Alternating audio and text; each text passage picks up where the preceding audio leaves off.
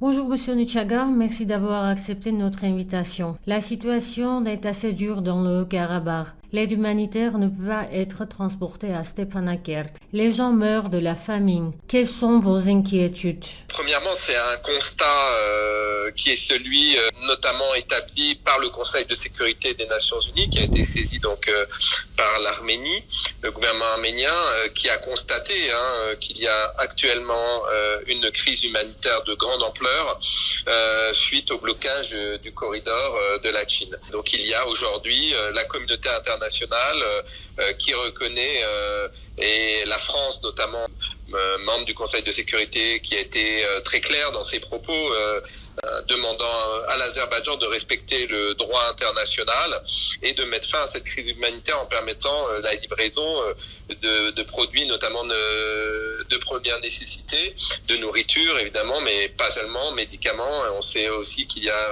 aujourd'hui un manquement d'eau, d'approvisionnement aussi en énergie, car voilà, il y a des femmes, des hommes, des enfants qui souffrent actuellement et qui sont dans une situation désespérée et dramatique, et surtout ça va à l'encontre du droit international. Donc la ministre Colonna a été très claire aussi, donc je ne peux que me réjouir, moi, en tant qu'adjoint international qui m'occupe de la diplomatie de la ville de Paris, de la position de mon pays, de la France, et je note que c'est une position aussi qui est partagée notamment par un certain nombre aussi d'autres membres du Conseil de sécurité de l'ONU et de l'Union européenne, qui demandent tous à l'Azerbaïdjan de mettre fin à cette situation devant la crise humanitaire qui est en train de se passer dans cette situation.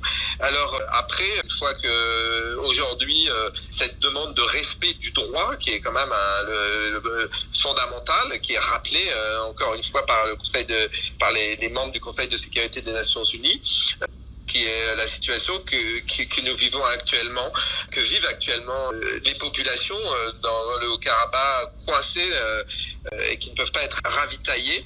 Et donc, évidemment, il faut tout faire, et c'est ce que nous essayons de faire à notre niveau pour venir en aide à ces personnes.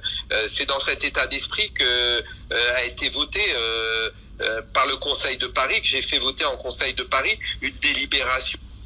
C'est une délibération dans un esprit qui n'était pas un esprit partisan, puisque c'est une initiative portée par la ville de Paris à la demande du Conseil consultatif des associations arméniennes de France, de porter cette initiative, mais avec des partenaires qui sont par exemple la région Auvergne-Rhône-Alpes, il y a aussi la région Hauts-de-France, la région Occitanie, la région de Pays de Loire. Donc un certain nombre, on voit, de collectivités locales avec des sensibilités politiques très différentes, qui ont décidé de se mettre ensemble, de porter ensemble une initiative politique pour dénoncer et puis pour apporter cette aide humanitaire indispensable aux populations. Donc un premier camion s'est déjà rendu sur place est bloqué, et d'autres iront. Qu'est-ce que vous pousse à soutenir la cause arménienne ainsi que le peuple arménien du Haut-Karabakh? Ce qui me pousse, c'est que d'abord j'ai un attachement profond pour l'Arménie, les Arméniens. Voilà, c'est un peuple que j'ai appris à connaître, à aimer, leur culture, leur profondeur, des valeurs dans lesquelles je me retrouve, évidemment. Et tout ça compte beaucoup. Et puis aussi, parce qu'il faut le redire, je suis avant tout, il faut défendre les peuples qui sont opprimés. Je le rappelle, ce que nous faisons quand nous rappelons les actions que nous menons, ce sont des actions que nous menons parce que le droit international est bafoué.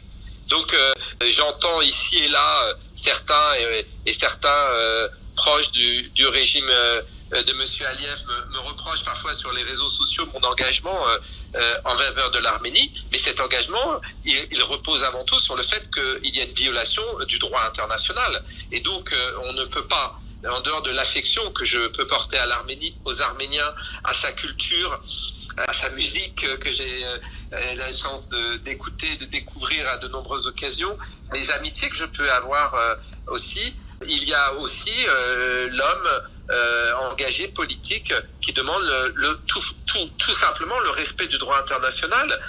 Et là, nous sommes face à une crise humanitaire de grande ampleur qui se déroule sous nos yeux dans le Caucase, et nous ne pouvons pas rester silencieux, nous devons être à côté de l'Arménie. Ce qui est formidable, il y a eu le dîner de l'UGAB à Paris avant les vacances, et nous étions tous là, et nous nous sommes tous dit mais c'est formidable parce que finalement pour l'Arménie il n'y a plus de droite, il n'y a plus de gauche, il n'y a plus de disputes politiciennes.